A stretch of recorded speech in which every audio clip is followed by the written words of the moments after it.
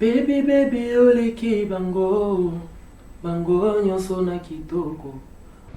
Bonjour à tous et bienvenue dans Afro Vibes. Aujourd'hui, nous sommes à Kitambo. Nous allons rencontrer un jeune artiste beatmaker qui fait le bonheur de la plupart des chanteurs congolais du moment. Il s'agit de Luna Mazerati. Il nous attend déjà dans son studio de production. C'est dans Afro Vibes et ça commence maintenant.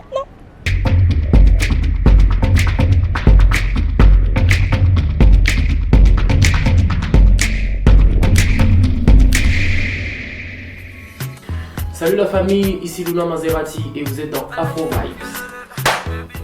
Je suis originaire de Lubumbashi, je suis ingénieur de son, je suis aussi artiste. Quand je suis venu à Kiev, c'était difficile pour moi de côtoyer des studios parce que je ne savais pas où c'était. Je ne savais pas par où entrer, je ne savais pas par où sortir. Je connaissais personne à Kiev. Jusqu'à ce que j'ai croisé une famille à ma campagne, ça s'appelle 2.0. Et ils m'ont bien accueilli, ils m'ont présenté leur studio, on a eu à faire des trucs ensemble. Salut la famille, c'est Luna Mazerati, le beatmaker de 2.0 studio. Et on s'est séparés. J'avais jugé bon de voir ailleurs. J'ai commencé à chanter avant d'être ingénieur de son. J'étais rappeur et j'ai parti au studio. Les ingénieurs de son, ils ne me respectaient pas. Je leur donnais mon argent, puis après pour récupérer mon son c'était un problème. Après je me suis converti en ingénieur de son. J'ai commencé par faire le beat, moi seul. Je faisais pas de bons beats. Il y a personne qui acceptait mon travail, on me prenait pour un petit. Moi je m'ébattais toujours.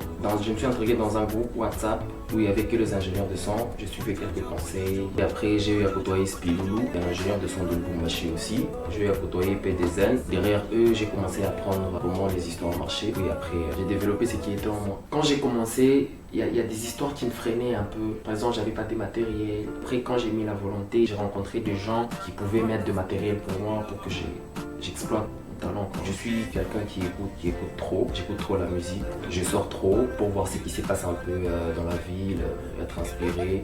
Et j'aime être seul. Je réfléchis beaucoup pour être vraiment inspiré, quoi. Un beatmaker, c'est quelqu'un qui crée la musique. Pour ressortir ce qu'on ressent dans une chanson, il faut être concentré. Il faut avoir déjà la volonté, il faut avoir l'amour du travail, en fait. C'est ça même la base. Parce qu'il y a des fois qu'on commence à créer la musique et ça ne tient pas. Du début à la fin, commençant du beat jusqu'aux paroles, ça ne tient pas. Si tu n'as pas cet amour-là, tu vas facilement décéder. Je voulais être grand dans la musique. Je voulais être un grand beatmaker, un grand producteur, un grand chanteur. Mais je me demande, à un moment, je me demandais qu'est-ce qui s'était passé. Parce qu'avant, les gens avaient du mal à croire en mon travail. Là, maintenant, c'est tout le monde qui me côtoie. Moi, déjà, ça me fait plaisir. Et d'une part, je me demande, mais qu'est-ce qui va pas? Des fois, je fais des trucs, je me demande aussi, c'est moi qui ai fait ça. J'ai travaillé sur Miss Ola Misso de Robinho, en bas de Robinho, sur Libanga de Bercy Moana, Lisa de Melissa, Fit Bercy et Robot. Et j'ai travaillé sur pas mal de sons. Si il y a un jeune qui veut faire mon travail, moi je lui dirais d'être seulement lui, d'être fort, d'apprendre beaucoup. À Lubumbashi, ils savent ce que je fais ici. Mais je ne suis pas encore rentré, ça fait 2 ans que je suis ici à Kinshasa, je ne suis pas encore rentré à Lubumbashi. Mais je suis sûr que quand je vais rentrer, ils vont bien m'accueillir parce que je suis un enfant du Katanga.